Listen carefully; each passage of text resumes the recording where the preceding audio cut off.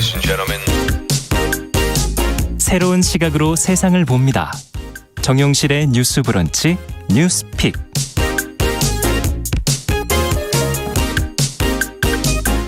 네, 정용실 뉴스 브런치 항상 청취자 여러분들의 의견을 귀담아 듣도록 하겠습니다. 오늘도 유튜브로도 570여 분이 지금 들어오셨네요. 감사합니다. 자, 첫 코너 뉴스픽으로 시작합니다. 화요일, 목요일 이 두 분이 책임져주고 계시죠? 신보라 국민의힘 전 의원 안녕하십니까? 네, 안녕하세요. 정은혜 더불어민주당 전 의원 안녕하십니까? 안녕하세요. 자, 오늘 첫 번째 얘기는 앞서 말씀드린 가습기 살균제 참사 공론화 10주기 이 얘기를 좀 해봐야 될 것 같습니다.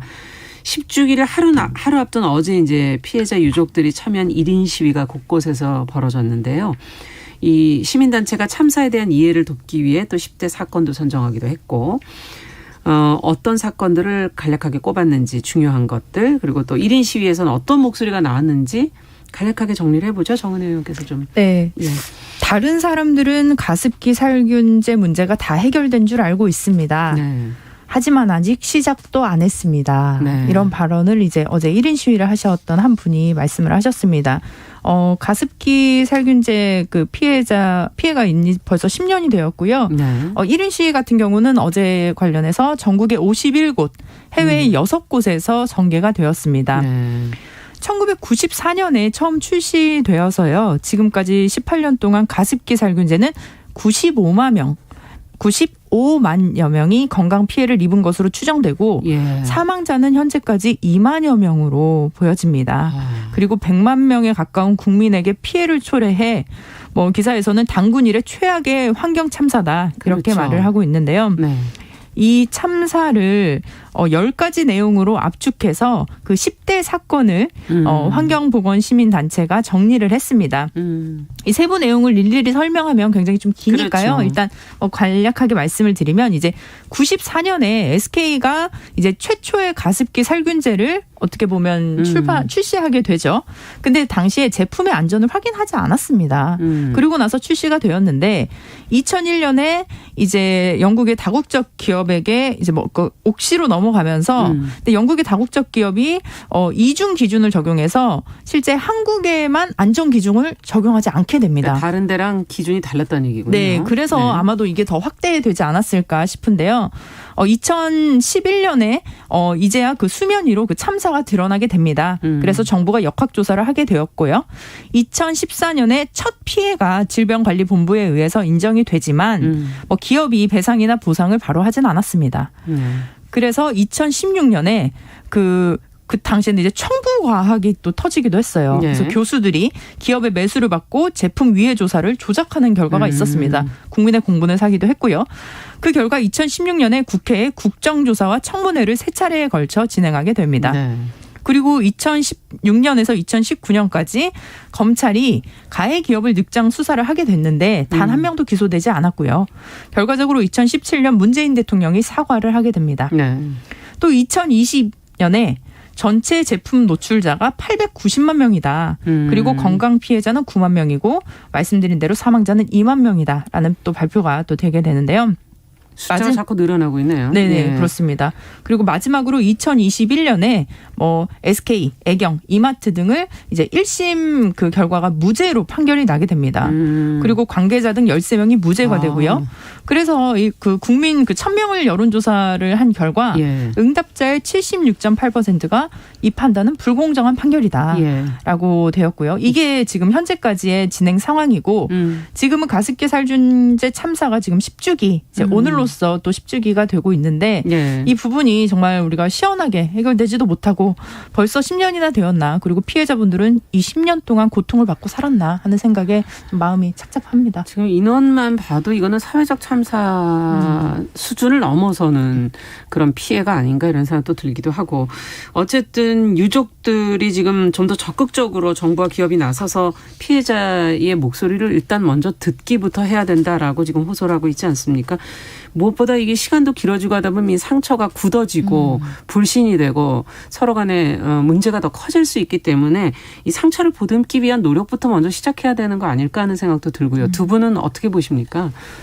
시보라 의원께 좀 여쭤보죠. 네, 우선 처음 이제 판매를 시작한 네. 94년부터 지금에 이르기까지 보면 이제 피해의 시기들은 굉장히 길었던 반면에 그 피해자의 지원이 시작된 시점은 이제 불과 3, 4년에 불과합니다. 네. 그러다 보니까 이제 피해자 지원 부분에 대해서는 현재 진행형일 수밖에 없고 그런 점에서 유족분들이나 피해자분들이 더 그렇죠. 많은 지원이나 두터운 어떤 법적 보호를 호소하시는 것은 정말 맞다라는 생각이 듭니다. 왜냐하면 실제 이 문제의 근본적인 문제로 들어가 보면 네. 가습기 살균제 피해 사실들이 좀 알려지고 그 보건복지부가 역학조사를 하고 그 결과에 따라서 이제 국정조사나 이런 것들이 이루어지게 됐었는데요. 그렇죠. 근본적인 첫 번째 대응의 문제는 저는 정부가 책임을 회피했다라고 하는 점을 지적하지 않을 수가 없습니다. 네. 제가 20대 국회에서 이제 국회의원을 하고 환경노동위원회에 있었기 때문에 이 문제 가습기 살균제의 그 국정조사 그다음에 특별법이 통과되는 것 사회적 참사 특별법이 통과되는 이 과정들에 계속 이제 법적 논의에 함께 했었는데요. 네. 실제 이제 2013년도에 이제 청문회부터 시작이 되는데 예. 2013년도에도 당시에 청문회 때 기재부는 이 사회적 그 가습기 살균제 피해구제 특별법에 대해서 네. 반대하는 입장을 보였습니다. 정부 내부에서도. 예, 그렇습니다. 의견들이 그래서 달랐군요. 네, 당시 기재부는 법률안 전체를 수용곤란 입장을 표명했고 그 이후로도 폐질환과 가습기 살균제 간의 인과관계가 명확하지 않기 때문에 정부 지원이 좀 문제가 있다는 식의 발언을 해서 어떻게 보건복지부의 역학조사를 기재부가 믿지도 않느냐 이렇게 해서 논란이 됐고요. 예. 그리고 또한 이제 피해자분들은 도대체 어디에 통로를 정확히 정해서 지원을 요청하고 한 피해자 군데로. 구제를 요구해야 되느냐 그 부분에 대해서 상당한 혼란을 겪었습니다. 왜냐하면 역학조사는 보건복지부가 했고요. 그렇죠. 또 환경부는 이제 살생물질을 담당하는 주무부처이기 때문에 그런 문제가 있었고 네. 질병관리본부에서도 이제 있었기 때문에 질병관리본부, 보건복지부, 환경부를 거의 전전하다시피 하셨다고 합니다. 네. 그래서 정부가 어떤 단일한 지원을 위한 통로조차 잘 마련하지 않았던 거고 네. 그런 첫 번째 대응의 부실이 예. 이게 법적 토대가 만들어지고 정부의 어떤 피해 보상을 위한 노력까지 이어지는데 상당한 시일을 걸리게 만들었다라는 생각이 들고요. 네. 두 번째는 기업의 책임 회피도 가장 컸습니다. 네. 한국 기업은 배상을 하지 않아도 버티면 상황이 무마되는 걸 지속적으로 학습해왔습니까? 학습해왔다고 네. 생각해요. 그래서 이 때문에 잘못을 인정하고 피해를 반드시 배상하겠다라는 공표를 하지 않는 것이죠. 그래서 2016년 국정조사 당시에도 여야 국정조사위원들이 그 영국의 옥시 본사를 찾아가서 막 시위를 네. 하기도 했었습니다. 그런 정도로 배상이 굉장히 인색했던 예. 부분이고요. 이러니까 피해자들은 목소리를 키워야 또 배상을 더 받을 수 있다고 생각하고 악순환이네요. 그래서 피해자 단체들을 또 난립하는 어떤 그런 네. 악순환의 결과들도 나오게 됐습니다. 기업 판결로 보자면 실은 PHMG라고 하는 살생물질을 사용한 네. 옥시, 롯데마트, 홈플러스는 그때 이제 검찰 조사 결과 이제 넘겨지게 됐고 유죄 판결을 2018년에 예. 받았어요. 예. 근데 살생물질가 또 다른 게 있습니다. CMIT, MIT 이제 종류가 두 가지가 살생물질인데 있었죠. 예, 이 네. 부분에 대해서는 정은 의원이 말씀하신 대로 이게 1심에서 무죄 판결이 났는데 예. 이게 그 살균제 사용과 폐질환 발생 사이 인과관계를 규명하기 어렵다고는 했지만 많은 전문가들은 이 결과를 좀 잘 인정하지 못하고 있고 네. 환경부도 이 결과를 입증할 만한 동물 실험들을 추가로 하겠다라고 하는 거기 때문에 이 문제도 그 결과가 여전한 언제 현재 나오겠습니까? 진행형이다. 네. 그래서 이 부분은 반드시 배상 책임을 이끌어내기 위한 여러 증거들을 더 마련을 해야 해서 된다. 확실한 책임을 이끌어내야 네. 한다고 봅니다. 네. 그리고 배상과 보상도 예. 피해자분들이 납득하기 굉장히 어려운 수준으로 처음에 시작을 했어요.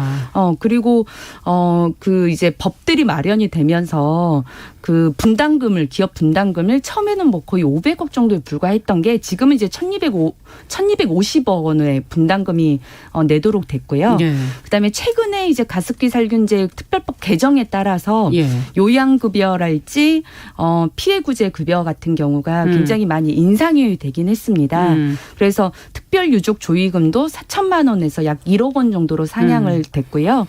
요양생활수당의 경우도 피해 등급에 해당되면 매월 170만 원 정도. 예. 그리고 장애급여도 1억 7,200만 원까지 일시금으로 신설이 됐기 때문에 일정 정도 이제 보상 부분에서 구제급여 부분에서 조금 진전이 있긴 했다. 합니다. 하지만 이제 그 기업 간의 개인 소송은 여전히 피해자의 몫이 그렇죠. 되고 있는 게 사실이고요. 예. 이런 부분에서 실은 정부가 적극적인 어떤 법률 지원이랄지 이런 소송 도움을 이제 줘야 되는 필요가 있는데 이 부분에 대해서도 좀 미진했던 것이 사실입니다. 네. 그런 부분에 대한 도움도 함께 이루어져야 될 것 같습니다. 그렇군요. 지금 말씀을 들어보니까 이제 초기 대응을 과연 정부가 어떻게 했느냐, 네. 또 기업이 그것에 대한 배상과 보상에 대한 피해자 목소리가 커지지 않도록 어떻게 합리적으로 했느냐 하는 부분들이 지금 문제가 되고 있고, 어떻게 보세요, 정은영 의원께서? 네, 이게 정말 우리가 상상할 수도 없는 일들인데 오히려 지금 피해자가 너무 많기 때문에 정부가 어떤 일관된 정책이라든지 보상 기준을 마련하지 못하는 것이 아닌가라는 생각이 듭니다.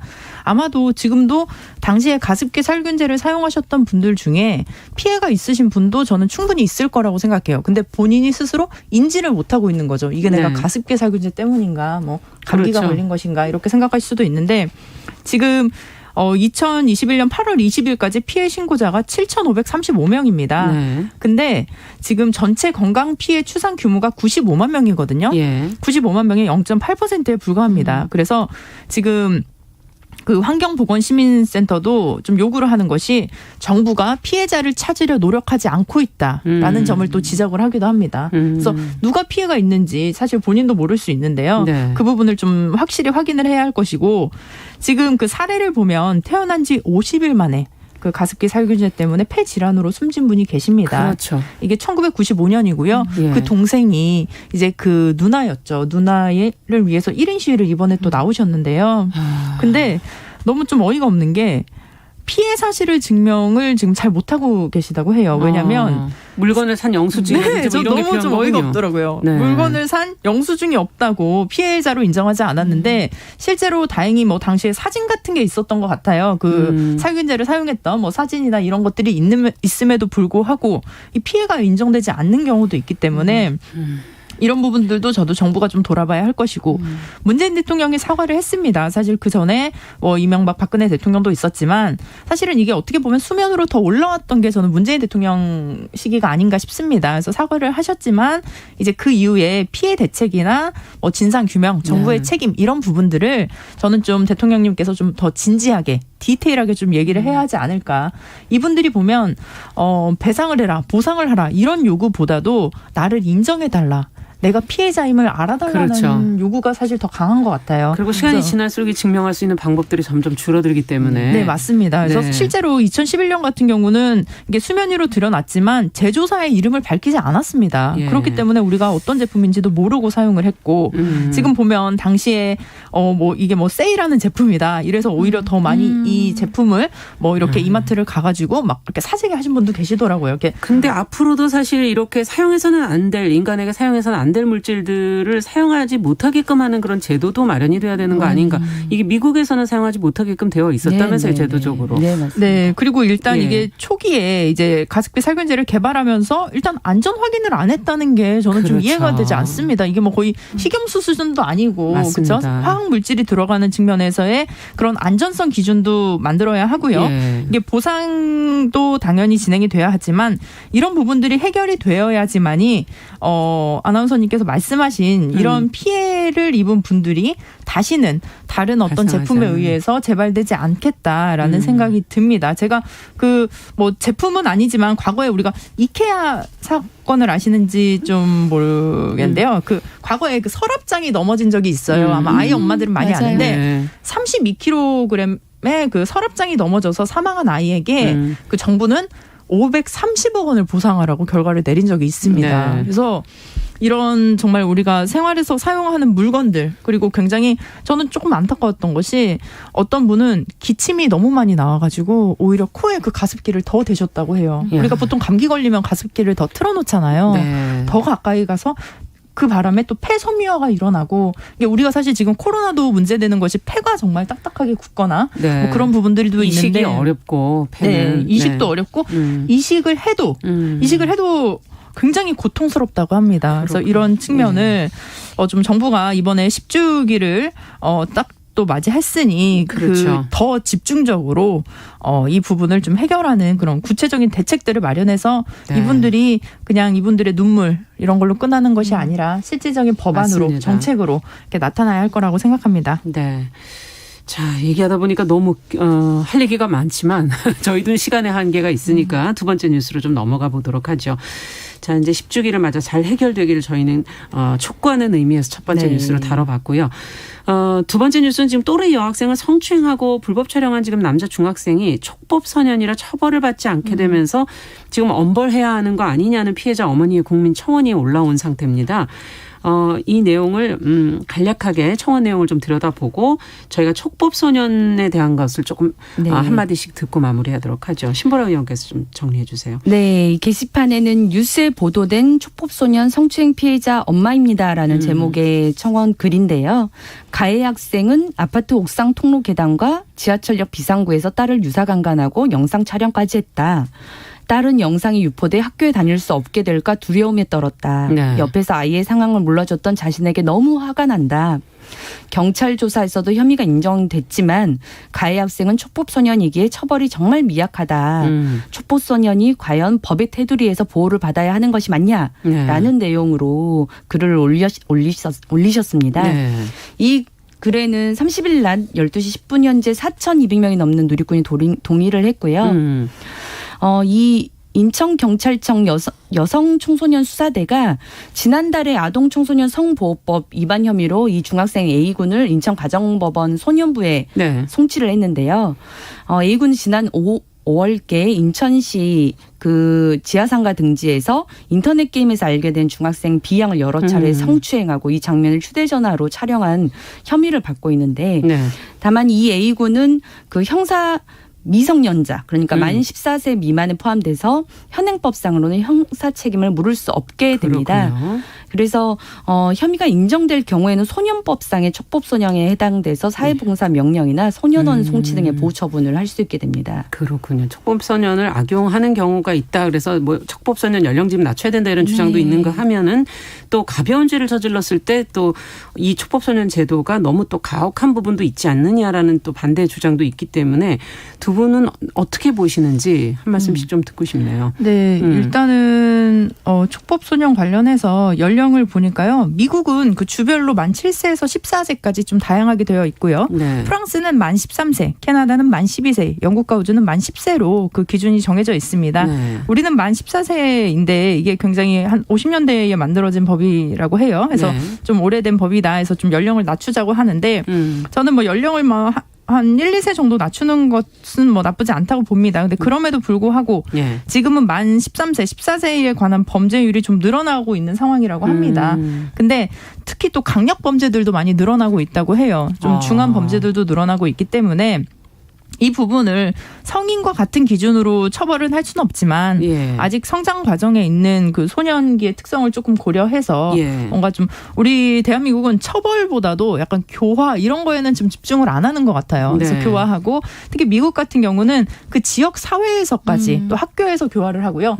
가장 중요한 건 사실 이런 학생들 같은 경우는 가정이 파괴된 경우도 굉장히 많습니다. 그러니까 그래서 원인을 또 찾아야 네. 되지 않습니까? 그걸 예. 찾아야 할 것 같고 그리고 사실 이 그 성추행 사건 같은 경우는 또 다른 기준으로 봐야겠죠. 이 똑같은 기준을 적용할 수는 없지만 그 촉법소년에 관한 기준은 저는 좀 교화의 중심을 잡아야 할 것이고 이번에 그 약간 그 이런 성범죄 같은 경우는 조금 더 다른 기준으로 적용을 해야 하지 않을까 싶습니다. 네, 어떻게 보세요, 신보라 의원? 어쨌든 촉법소년의 모든 범죄가 사회적 공분을 사진 않고 예. 다만 반성의 기미조차 보이지 않는 모습이라던가 그렇죠. 재범을 저지르거나 그다음에 범죄의 흉측성 네.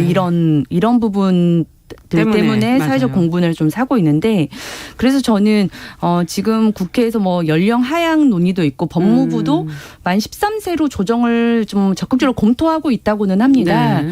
그런데 이제 그게 연령을 단순히 낮추는 문제로 해결될까? 저는 오히려 보호 사건과 형사 사건을 조금 더 구분하고 죄질에 따라서 적용을 달리하는 것이 어떨까 하는 생각도 들더라고요. 그러네요. 그래서 최근에 소년법 일부 개정 법률에 발의된 것도 있는데 네. 살인, 상해, 과실치사, 강간, 중간간 등의 흉악범죄의 경우에는 소년범죄라 하더라도 검찰에 의무적으로 성취하도록 해서 적정한 형사처벌을 받자 이런 골자의 내용인데요. 이런 부분으로 좀 분리해서 접근을 좀 하되 저도 이제 개성 교화의 가능성이 있는 부분에 대해서는 그렇죠. 우리가 프로그램이랄지 적극적인 지원을 통해서 네. 실질적인 청소년들의 어떤 변화 가능성에 무게를 두는 것 이렇게 좀 투트랙으로 좀 진행이 됐으면 하는 생각이 듭니다. 강력범죄는 처벌은 하되 네. 교화에 어쨌든 더 방점을 좀 찍어야 되는 네. 거 아니냐가 두 분의 공통된 의견인 것 같네요. 자, 오늘 말씀은 여기까지 듣도록 하겠습니다. 할 얘기가 정말 많은 그런 사안들이 많네요. 자, 뉴스픽 정은혜 신보라 전 의원과 함께했습니다. 감사합니다. 네, 감사합니다.